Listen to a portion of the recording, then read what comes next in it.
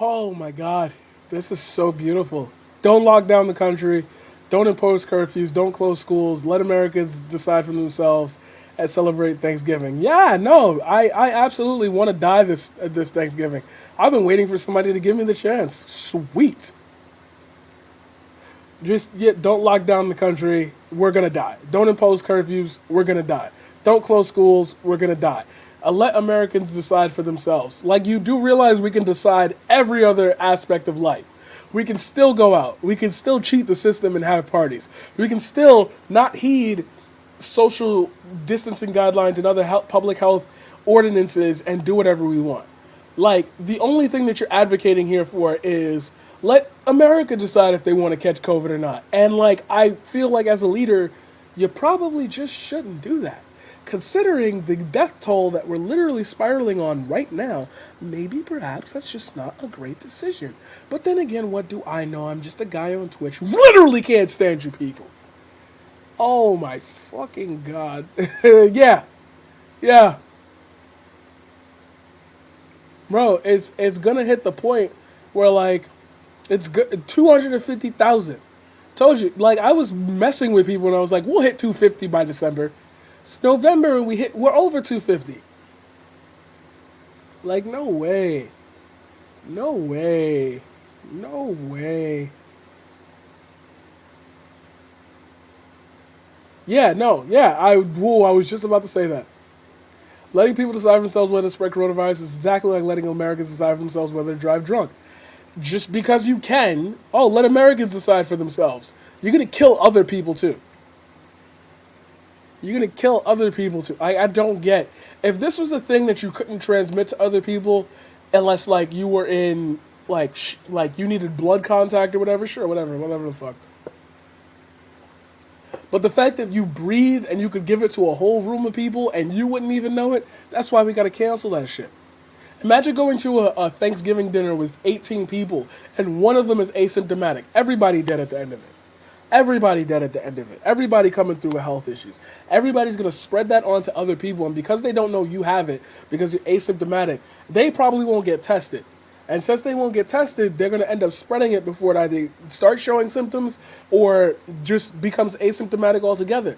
And once they end up finding that out, it's like, oh shit, now I have to call the 10 to 15 people I saw. Then they have to call the 10 or 15 people they all saw.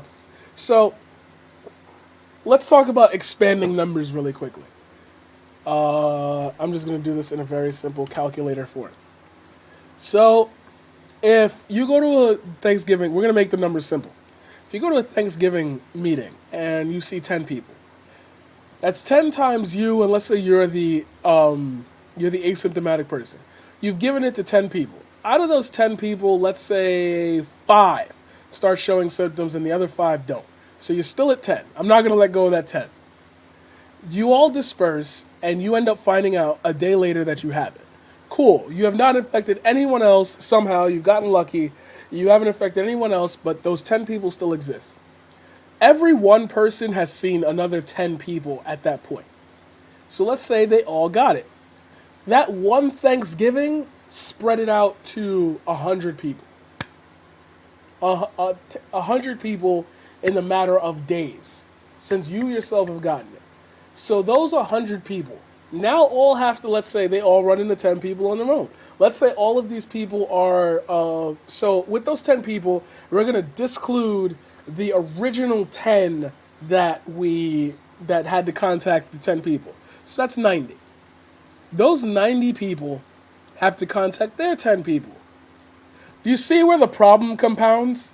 Because without contact tracing, you're going to keep multiplying the 10 people. And by the 5th circle, that's 90,000 people that have to be traced. Now, let's do that again, but let's do it in a more practical manner. Let's take me and the area I live in, New York City. I go to that same thing, and I go to the same 10 people. I infect 10 people, so that's the one. We're still at 10. Now, me personally and the 10 people, we all live in New York City. We all take public transit. Nobody took an Uber. Nobody took none of that. So on that public transit, odds are, on a good busy day, if we were saying that everybody had their choice of doing what they wanted, they odds on ran into about 20 people on that train. Each person ran into 20 people. Now, all of those 20 people, that's 200 people so far. All of those 200 people now have to compound that with how many trains they've been on or how many public compartments they've been on. So let's take their 10 plus the 20. So that's 30 people per person. 6,000 people on just one trip. Out of those 6,000 people that they've ran into on trains, buses, or whatever, we have to compile that with a literal another 6,000 people, because odds are you took a train there and then you took a train back. I'm going to assume with this that you've probably run into 50 people on your way back and forth from trains, whatever, and your family members. So with the given circumstances, I'm actually going to give that 60. Those 6,000 people now have to contact 60 other people. 360,000 people. Now, once all of those layers are figured out and those 360,000 people have to either get tested or run into it, remember, in order to make all those calls, you can't do that in one day. You might not reach somebody, so in that time, I do have to say, honestly, for the rest of the people, if you went upstate or out of state, you probably ran into about 100 people.